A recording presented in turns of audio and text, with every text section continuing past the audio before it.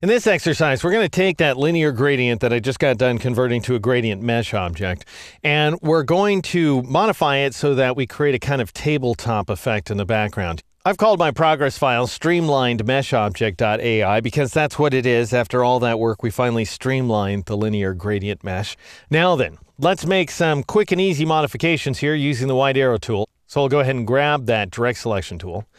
And I will click on this pale yellow point right there and shift click on the one on the opposite side. And I'm just going to lift that row divider line so it falls midway into the stem on the left-hand pepper.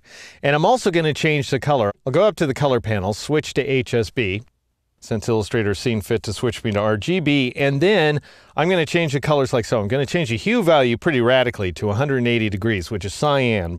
And then an S value of 35 is fine. And actually, a B value of 85% is fine as well.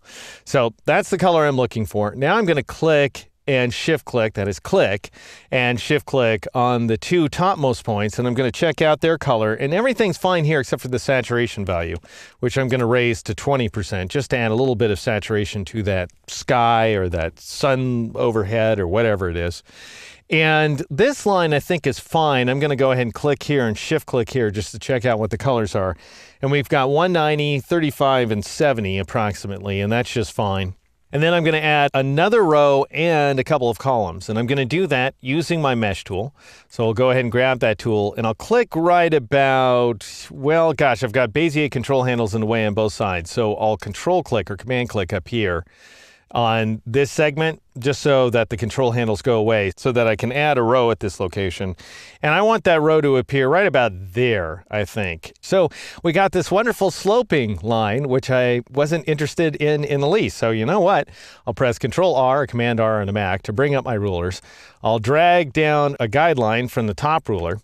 And then I'll go ahead and align it with that point, which is where I want it to be at.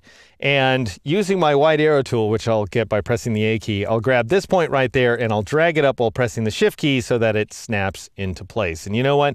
Still doesn't look like this line is straight. So I'll go ahead and drag this one down a little bit and then Shift drag it back up so that it snaps into place as well. And it'd be really great if everything was snapping properly, but, well, this looks pretty good.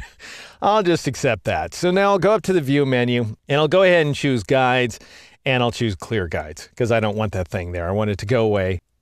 All right, now I'm going to switch back to the Mesh tool, and I want to add those columns. So I'm going to go ahead and click at this location along the tabletop. This is more or less the tabletop right here. Tabletop actually falls a little bit above it, as you can see. But I'll go ahead and click at this point in order to add a column line. And I'll click at this point as well, right about there, I think, to add another column line, and that looks pretty good. And now I'll take this point right there, the new point I just created, and shift-click on the other side of the tabletop. And I'll go ahead and change the color here inside the color panel, which is switch back to RGB. I don't care. I'm going to change it back to white by clicking on this little white swatch here inside the color panel. And then I'll go ahead and grab these 2 points, the outermost points along this sort of tabletop line. So I'll click on one, shift click on the other, and I'm going to shift drag them down like this in order to create that tabletop line. Now, unfortunately, we have a kind of bell-shaped curve that's created by our control handles here, and we don't want that. So I'm going to take this control handle and drag it into the point. You're going to have to be careful about that so that you don't end up doing this kind of number too much. So just drag it into the anchor point to make it go away, and drag this point into its anchor point to make it go away, and drag this point into its anchor point to make it go away, and then here's the fun one. Go ahead and drag this anchor point into this one to make a mess of things. So we do have a control handle problem, as you can see. We've got this control handle that's controlling this segment that for some reason decided to take a vacation and go to the left side of the image. Don't understand that one at all because it's very repeatable and it only happens with that point. But anyway, let's go ahead and drag it back to the other side since we're having such an awesome time. And I'll press the Shift key as I do so in order to constrain that control handle so it's exactly horizontal.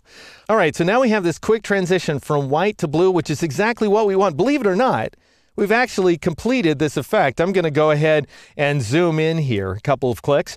so that we can take in our peppers sitting on their little tabletop, and I'll press Control-R, Command-R on the Mac in order to make those rulers go away. And I just love this effect because it's nice and diffuse, and it looks like the tabletop is extending beyond the field of focus, which is perfect. That way the peppers are nice and sharp in the foreground. In the next exercise, we're going to take on these radial gradients that are serving as shadows, and believe it or not, it's going to take a lot less work than what we've done so far.